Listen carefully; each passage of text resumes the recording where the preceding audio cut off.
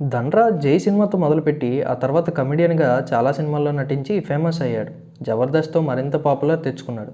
ఆ తర్వాత నిర్మాత అయ్యి డబ్బులు పోగొట్టుకోవడం, మళ్ళీ కామెడీ షోలకు వెళ్ళడం జరిగింది.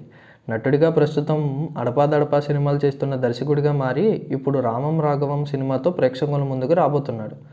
ధన్‌రాజ్ నటిస్తూ డైరెక్ట్ చేసిన సినిమా 'రామం రాఘవం' ఫిబ్రవరి 1న రిలీజ్ కాబోతోంది. తండ్రి కొడుకుల ఎమోషన్‌తో తెరకెక్కిన ఈ సినిమాలో సముద్రఖని తండ్రి పాత్రలో నటించారు. ఈ సినిమా ప్రమోషన్స్‌లో భాగంగా ధన్‌రాజ్ ఇచ్చిన ఓ ఇంటర్వ్యూలో 'పరుగు' సినిమా సమయంలో జరిగిన ఆసక్తికర విషయం తెలిపారు. ధన్‌రాజ్ మాట్లాడుతూ, 'జగడం' సినిమాతో నాకు మంచి పేరు వచ్చింది. ఇండస్ట్రీలో నాకు గుర్తింపు వచ్చింది. ఆ సినిమా తర్వాత వరుసగా ఆఫర్స్ వచ్చాయి.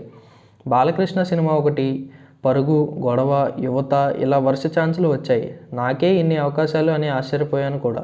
బాలయ్య గారిది పెద్ద సినిమా వదులుకోకూడదు అనుకున్నా. అయితే 'పరుగు' సినిమా అప్పటికే లేట్ అవుతోంది అనిపించి 'పరుగు' వదులుకుందామని వెళ్ళి డైరెక్టర్ భాస్కర్‌ని కలిసి సినిమా చేయను అని చెప్పాను.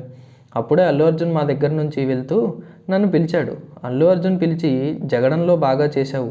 బొమ్మరిల్లు డైరెక్టర్ ఈయన. ఆ సినిమా పెద్ద హిట్. తర్వాత ఈ సినిమానే చేస్తున్నాడు.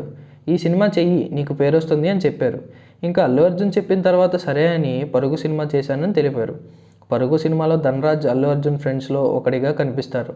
అల్లు అర్జున్, శ్రీనివాస్ రెడ్డి, సప్తగిరి, ధన్‌రాజ్‌లను ఒక చోట బంధిస్తారని తెలిసిందే. అలా అల్లు అర్జున్‌తో ధన్‌రాజ్‌కు ఈ సినిమాలో చాలా సీన్స్ ఉంటాయి.